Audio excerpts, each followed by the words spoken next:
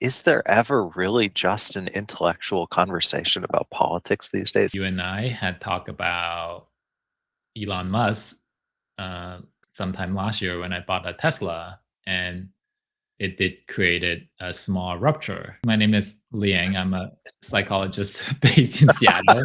I'm a psychologist too. I'm based in Phoenix.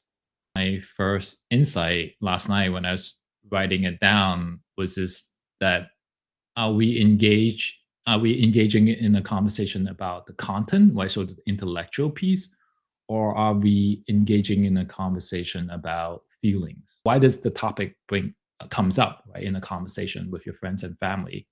And more often than not, it's because the person is upset, right, about maybe something that's impacting them or something they hear in the news. When you say that, my first thought is there ever really just an intellectual conversation about politics these days? I mean, That's I guess in theory it's possible, but in my yeah. experience, I feel like that happens so infrequently. Being a Chinese American, I'm actually interested in engaging in conversations about the geopolitics of US and China.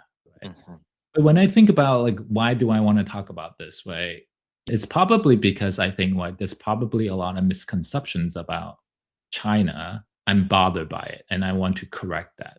There's an intellectual portion that I think especially when something is upsetting to me or I haven't figured out how I want to respond, part of me, the intellectual part, wants to sort it out, wants to look at it from different angles, wants to really understand, think it through, hear from smart and wise people. I think the key point that you're bringing up um, is not to also forget what your feelings are about it and what your intention is for going into this conversation. You know, am I talking to this person because deep down I really want to persuade them to Mhm, think like mhm. me? What is it that I most want from Right, this conversation with this person?